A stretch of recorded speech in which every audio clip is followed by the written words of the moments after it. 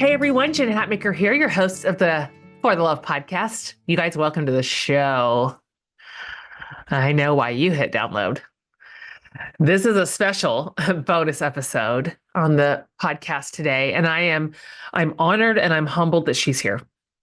I was absolutely looking forward to this conversation with such a courageous and incredible person who has been through such an ordeal.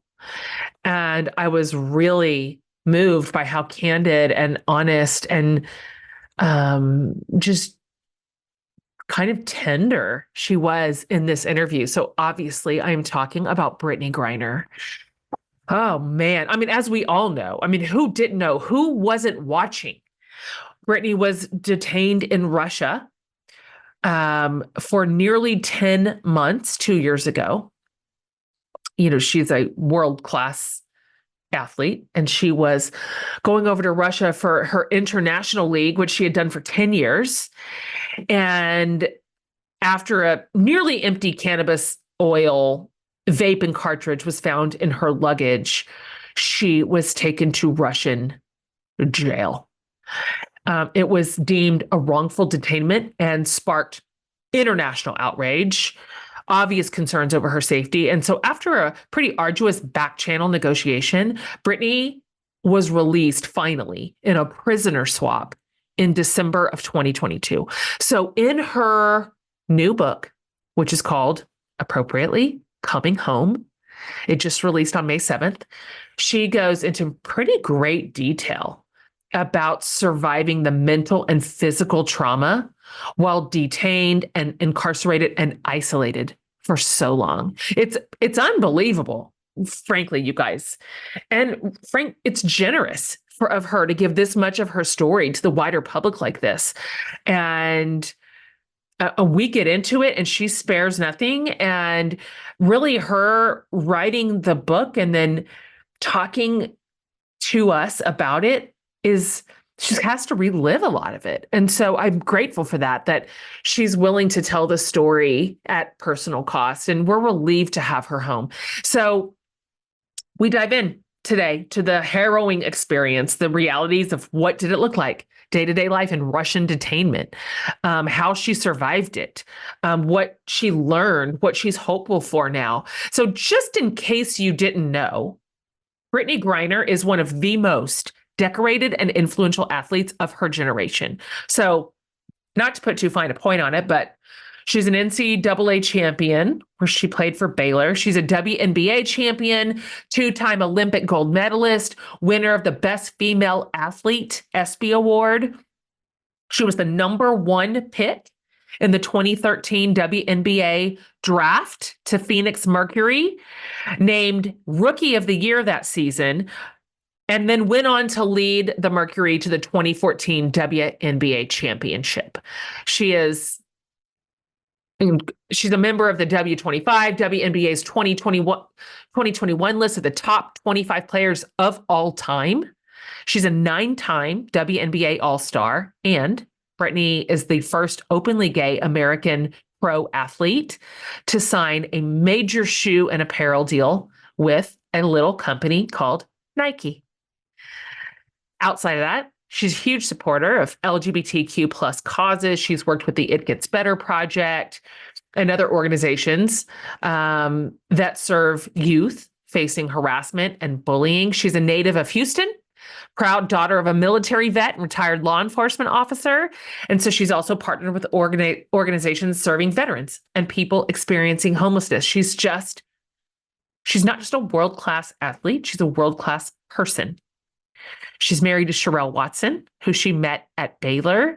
And fun news, Sherelle and Brittney just recently announced they are expecting their first child this summer.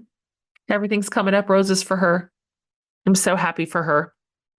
And I loved meeting her. And she was warm and she just had a generous spirit. I don't know how else to describe it. You're going to see and you're going to hear it. By the way, if you'd like to see this interview, you can pop over to my YouTube channel. You know, we always video record all of them also, because she is just such an impressive physical person. So that's on YouTube if you'd like to watch this interview. Otherwise, you guys, welcome to the show and enjoy this fascinating conversation with the outstanding Brittney Griner. Brittney, welcome to the show. I'm so glad to meet you. And you're straight from practice. Straight from Like, practice. no, Straight from no, there's no practice. rest for the weary. Just so glad to have you here. Thanks. I'm excited to talk to you about your book. I'm excited to talk to you about your story.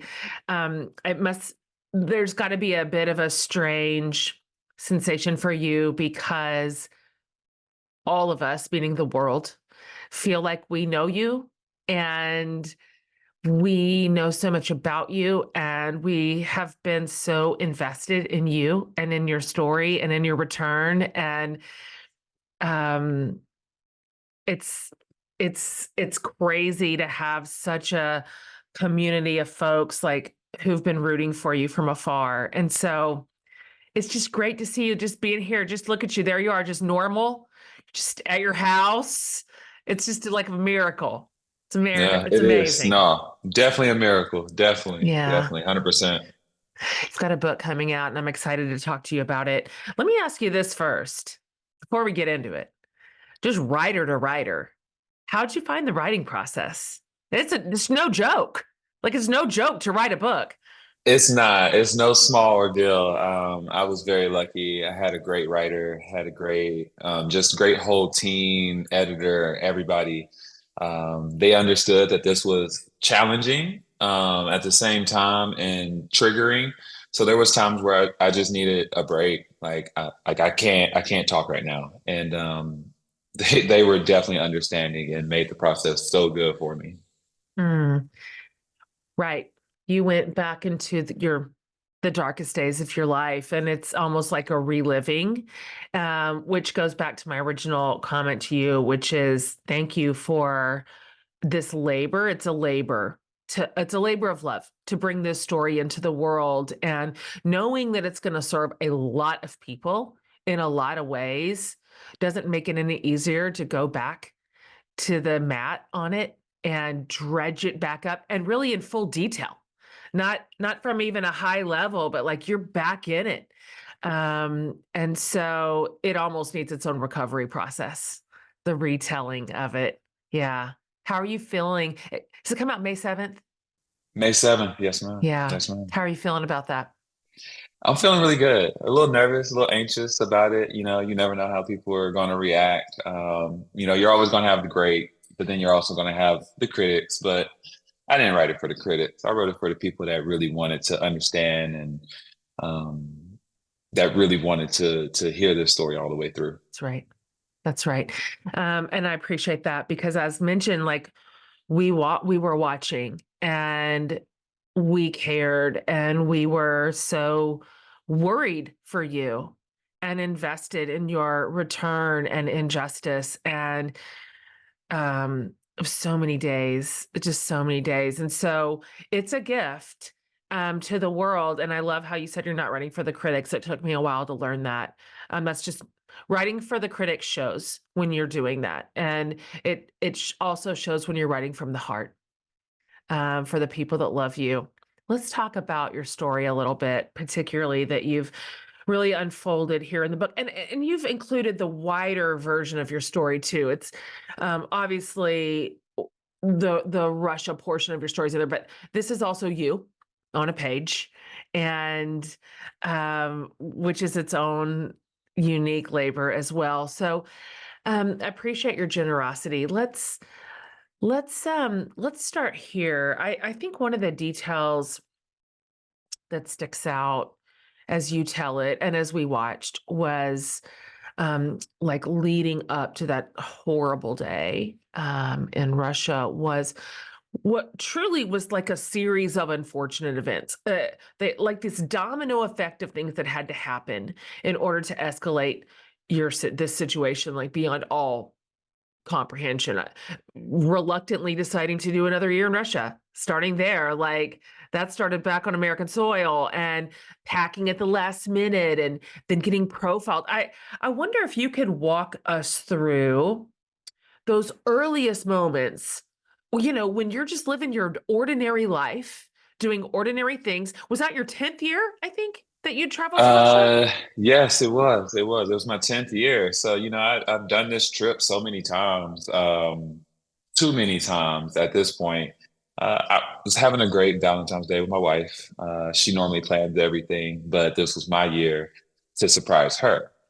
So I'm like, don't lift a finger. And that's how we stumbled into, oh, babe, I got it. I'll pack my bags. Yeah, me packing my bags, throwing all my stuff in there. So because I mean, we have such a short amount of time, and I already extended out a couple of days because I was recovering from COVID as well. So throwing everything together, tried to hightail it to the airport the next day. Just so many, like when the universe is like throwing you signs to sit still, but you don't listen. That was me. Car keys. I had the car keys all the way at the gate, had to send them out with a worker, being late to the airport when I'm never late. Couldn't find my phone for hours. The COVID tests, because we were still in that time of like, oh, you have to have it 48 hours before you land. Or I was off by 20 minutes. So it was just so many things that were like, don't go. But of course, I gotta finish what I start. I gotta finish what I start. Yep. So I had to be there for my team. Can you talk a little bit about that first day, that second day, that third day? Because it's like, it's actually hard to believe. It was hard to believe at the time as just onlookers watching it going, oh, wait, okay. It was this, we all had this sense like someone's going to step in and just do a quick fix. Like this is outrageous. This is a mistake. This is easily correctable. There's no way that this isn't going to stand.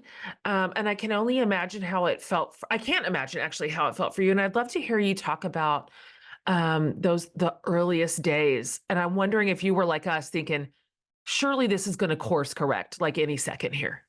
Of course. I mean, I, Yeah. I had that sense. I think in the beginning, I had that sense of like, okay, like this was a mistake. I'm clearly not trying to smuggle narcotics into this country.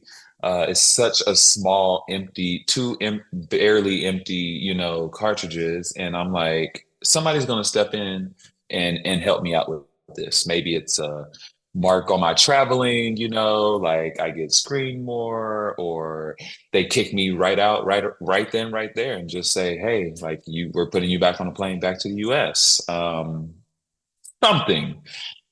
But when I got took away in the handcuffs and from the customs and started being drove around Moscow to all these makeshift like hospitals to get a COVID test here, then go do a urine test over there, then be told, "Oh, you criminal, you drug dealer, take tests," and just thrown into isolation at county. I was like, "Oh no, they're not going to make this quick. They're trying to figure out. They're contacting people right now to try to figure out how to make this something bigger." And that's when I think I was at my one of my lowest moments as well too. Right there at the beginning. Yeah, definitely. Was your primary emotion fear, or did you skip straight to outrage over the injustice of it all? I'm trying to think. Oh Our no, bodies go to fear. like fight or flight. Was fear? Oh, definitely fear of unknown, fear of who's going to come through this door. Why do everybody keep coming to the little eye hole and flipping it up, flipping it down, laughing? I hear the American. Um, I don't know anything. Like legit, no one can talk to me. When I say zero words can be said to me except go, sit, stay. That's it. Like there was no interpreter, there was no translator, there was no Google Translate, nothing. It was just I ask a question, I try to use the smallest words, baby sentences, nothing. Nothing. How long was that? How long until you had a meaningful conversation with somebody? Because I, you're, you're, you're everywhere. What's my family doing? What are people, who's helping? Like, no answers, no explanation. How long did you just kind of literally sit in isolation like that? Uh, I mean, right before they took me from the custom building, I was able to be in contact with my lawyer, and he told me he would be in touch with me, but there's no, hey, on this day at this time, I'm going to be here. It's just like, oh, maybe he's coming today. Didn't come that day. Okay, maybe he's coming now. Okay, now about a third day of being in isolation, I'm like, well, damn, do they know where I'm at? Like, do they even know what jail I'm at? Like, have they hid me? Have they just told him I was somewhere else? Are they keeping him from me? Because anything goes over there. Literally anything goes. Anything they Talk want more to about go. that. I want to hear more about that because the court system in Russia is just it's a sham and it's a spectacle, and the punitive measures are inhumane, and it's just unjust from top to bottom. And I what's important to you that the rest of us know about that experience, that system, what it is like behind the curtain? Uh, One of my scariest moments was when I got took to a hospital and they injected my arm with something, and I was like, what did you just inject me with? You No one literally did could not tell know what it me. was. I had no idea. I found out like weeks later that it was a TB test. I had never had a TB test before where they put the little bubble or they put the solution underneath your arm because TB just runs rampant over there. Everybody has TB. They don't isolate the ones that do have it. But I was very scared. I was like, I'm going to die. Like they literally just poisoned me. Like I was so scared, so scared. Um, just being taken and not knowing when I was getting transferred from the detention center to the prison, there was like a week or so, give or take, um, give or take some days. No one knew where I was. My lawyer didn't know where I was. They didn't know what prison I was going to pop up at. And I'm just like, this is so unsafe. Like everything was so unsafe. It's so scary. It's making my mouth go dry. Um, it just doesn't feel like a possible scenario to envision. Can you talk a little bit about your prison experience? Mhm. Yeah. So, the, well, the prison or detention center, which one? Both. Okay. So, uh, first day in the detention center, I go into quarantine. There's a huge knife. I talked about that, and I thought that was like the most wildest thing. I'm like, I'm getting put into this tank with these other women, and I'm like, there's a knife in here, and they didn't take it back. They're supposed to take it back. I found out later that they give you a knife and scissors every day to cut bread and salami, but they're supposed to take it back. They never took it back. That just goes to show like how much they just don't care. Like there's no set rules. Like it's just like, oh, we forgot. Cool. Thanks. Thank you for that. They forget you outside. Like I got forgot outside for like over an hour in the middle of winter in Russia, and everybody knows it's bone chilling cold there. They just forgot I was out there. Like me banging on the bars, yelling, screaming, just forgot me out there. Just forgot me. I don't know if they forgot me or if it was part of their tactics. You never know. But day-to-day life there, you're in a cell all day long. You come outside, supposed to be for 15 minutes, sometimes it's an hour, and then they put you back in a cell and you're just in that small cell every single day. They give you breakfast, lunch, dinner in that cell. You don't leave that cell. So that was very caged, zoo-like feeling. Uh, the penal colony, you work. I mean, it's a work camp. Like that's exactly what it is. You work from sun up to sundown, basically. The weekends you have off, but they find ways to make you have to do stuff, and like there's no rest time. And being in a room with over 50 some women with three toilets and one shower and no hot water, you can only imagine how hectic it is, like trying to find time to shower, get a 5 minute shower in. Not even a shower because you're literally scooping water and pouring it over you with a ladle. um, Trying to use the bathroom, trying to find time to eat, and then also rest a little bit for the next workday. Hmm. I'm curious if it does it scare you at all? I may just be making this up. I might just be projecting this, but does it feel scary at all to write about your experience in Russia, to talk about their system and the injustice of it all? Is this at all scary, or do you feel at this point so like safe and removed and secure that this is kind of in your rearview mirror in a way that feels safe?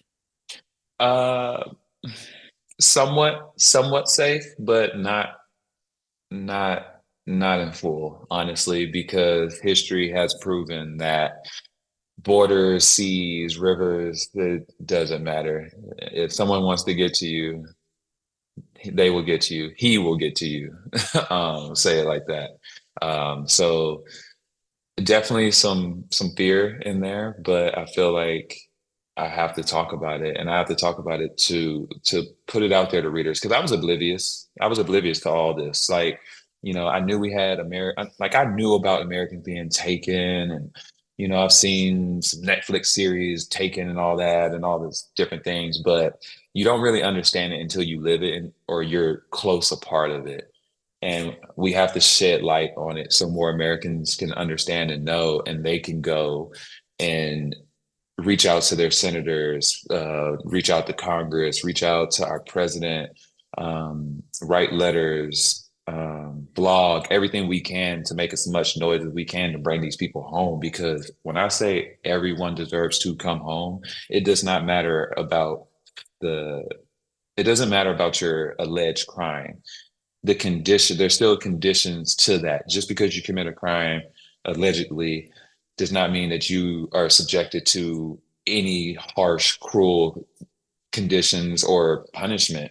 You're still a human. You still deserve those rights. And there's no rights over there. It's free game. What have you learned about Americans in detention now around the world unjustly? Because you're right. Truly, your story elevated this particular injustice to the top of the pole. But I'm not sure that I had any meaningful information about that before your story. So, what is the truth of it globally? What does this look like? It's inhumane, and we catch it bad too because we have the people have this idea that every American is just snobby, or we have our head up high, and we don't understand or we can't comprehend what's going on in their country, so they feel like we're there, so we need to get a little bit education on it, and it's just you just have a target on your back. You have a big target on your back And being there are there Americans in detention all over the place right now. everywhere, Yes. all over this world right now. Yeah, your activism matters. And you have shown a big spotlight on something that's kind of in the shadows. And unless some of these folks, journalists, whoever they are, have a really, really noisy home community, they could be forgotten and left. That was my And biggest fear. I'm sure it That was the was. biggest fear of being forgotten. I actually wrote that in a letter to the president. I was, scared of being forgotten, because we all see it. There's a hot topic, everybody's talking about it, and then the next hot thing happens, or this next big case happens, or I don't know, something. And then it's just okay, on to the next one, and it's gone. So just trying to bring light to other detainees, and I give credit to my lead, give credit to my team. All last year we had families of detainees coming to games. We had their names on the jumbotron, because we have this market. We're in front of these cameras, so I know me personally, and I'm going to continue to do this. is to support and use my platform to shed light on somebody that can't get in front of this camera. That's good. Your people were noisy, your teammates, the league, your family. I mean, uh, uh, whatever you were hearing or not hearing over there, you never left our spotlight the whole time that you were gone. It was really phenomenal. At what point were you having correspondence with your wife, with your team, with the government, the US government, in a way that you knew the gears were beginning to grind forward on your behalf? I got all that information basically through my lawyer, honestly. The consulate was able to come see me, but when they came and saw me, they made a whole spectacle of it. And when I say they, I mean the Russian government and the guards there. When I remember they made me sit in one special spot. They had an extra guard in there. They had put the little cameras that they wear like on their chest, body cams. They had sat, I counted 7 of them all around me so they could watch and listen to everything we were saying. I was just like, do you think we're about to plan a prison break or something? Like, come on. Like you already have one camera and microphones hidden in the plants that we all know about. So why do you need 7 more? But I learned everything through my lawyer. The things that he could tell me, he would like show it to me. I would read it. He would take those back. Hmm. On a personal level, this is one of the most traumatizing experiences I can imagine.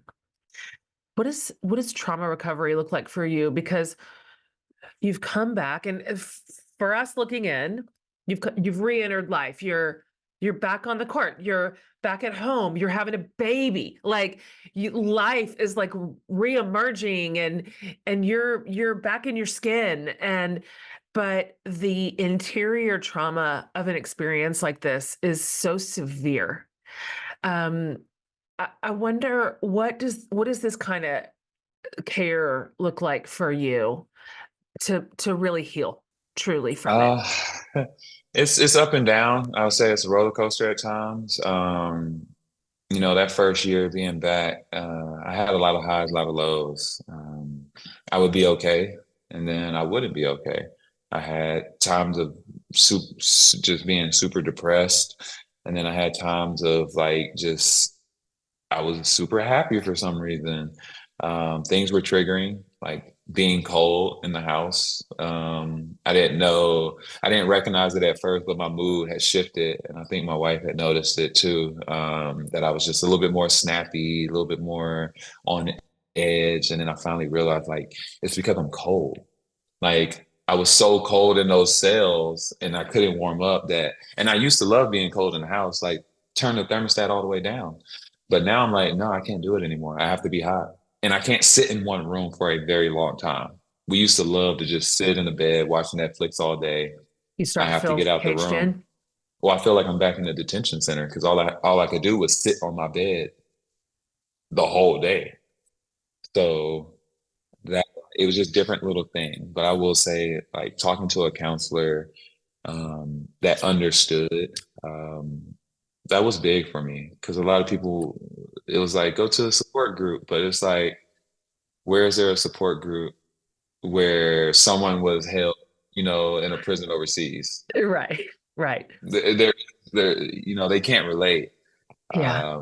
So it was just tough. It was tough. You wrote that that your relationship with God, with faith, changed um, for a number of reasons. When you realized you and your wife wanted to have kids, that it accelerated while in detainment. You wrote this. The moment you realize you may never walk free, doubt disappears. Some call that jailhouse Jesus. I call it sense. And it's the same good sense my foremothers had navigating swamps in the pitch black, escaping bondage and heading for the north. They weren't asking God for proof of his existence. Our survival as a people, was evidence enough. This powerful, powerful thing to think, to say, to communicate.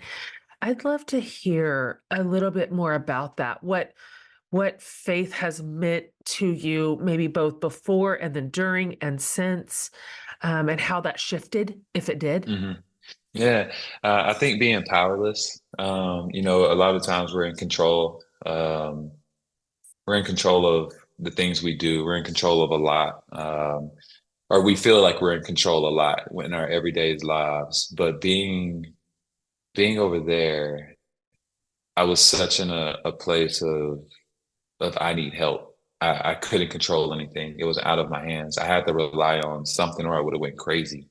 And I think when I finally got my Bible, it took me a while to get it because they had to read all the way through it and make sure everything was safe in it, which they did in about a month and a half. I was like, wow, y'all read the Bible and understood it that well in a month and a half?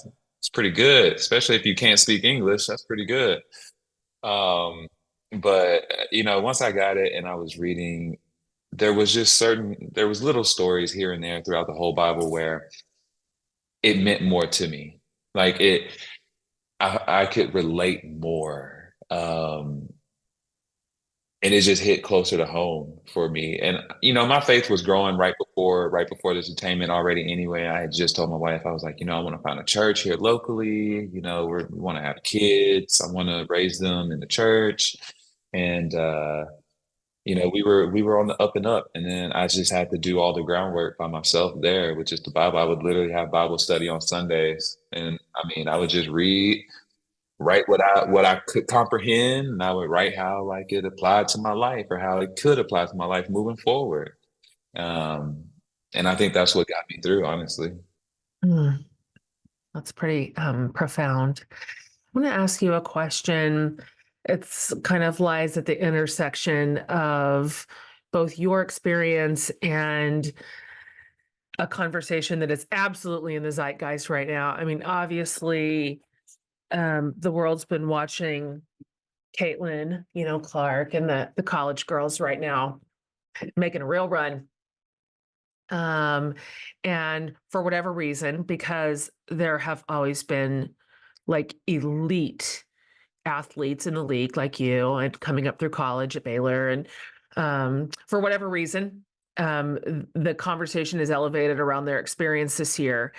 And so one thing I'm hearing everywhere right now, and of course, I'm telling Noah about the flood, is the pay discrepancy between the WNBA league and, of course, the guys, and it's pretty severe. Yeah. It's not Yeah. small. It's No, not it's not. close. It's Mm-mm. it is. We're not splitting hairs. It is stark. And at the start of your memoir, you talk about the emotional and the physical toll that it takes to fly back and forth from Phoenix to Russia. So that's no joke. Um, and obviously, you and tons of other pros make that decision and that sacrifice because you have to. It's a part of your livelihood. I think that you, correct me if I'm wrong, but I think that you said that 80% of your annual income came from your career, your international career in Russia. That takes a lot of the choice right out of the atmosphere. And so I'd like I'd like to hear you speak into this. What do you think about this? I mean, you've obviously this has been your life. This is your whole adult life at this point. So it's new to you. What do you think about bridging the gap? What do you think about the future of the WNBA? What do you think the solutions are here? Do you feel hopeful about this? Yeah.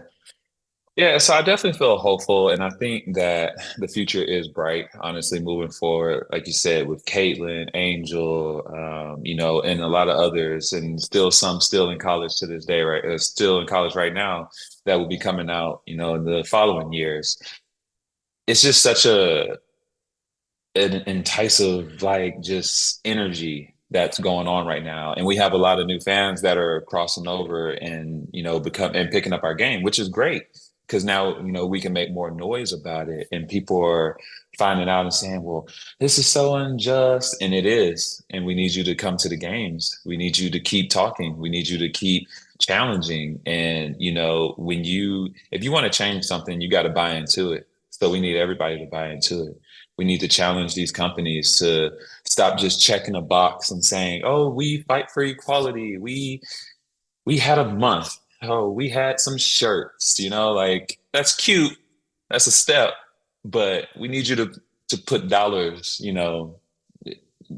down to make a difference. And I will say this: our stock, it's rich, and you're going to get great games, a great atmosphere, great place to bring your family. And I think more people are starting to see that and realize that and bank on us. And it's just going to get even better. It's like the message is out on that. It's been so exciting to watch the stats and the metrics of viewership this year, and how many viewers and attendees women's sports are pulling. And that's what it is ultimately, is that's the numbers game. That's where it's won and lost, right there in the seat sales. Oh yeah. Um, And they can't use that anymore because the numbers show that we had more viewership, we had more attendance. by a And it lot. was by a lot, by a Yes, lot. Even year before this, like we were like right there, and now we have passed, and it's just going to keep growing. So, you have so many people say, I didn't even watch the men's game. And I'm not saying you can't watch it. I'm just saying like it's shifting and we're here now. So what's the next roadblock you're going to try to throw in our faces? Because I we'll like knock that it. one down too. Yeah, I don't have any doubt. It feels like the winds of change are shifting and turning in a way that feels really exciting, and way more fair, ultimately. And so I look forward to all these barriers that you are knocking down for the next generation. They're going to run. They're going to run forward on some of this ground you're plowing up. And I love it for young girls watching, and the vision that they're catching for their futures, for what's possible for them. It's thrilling. Let's just wrap it up here.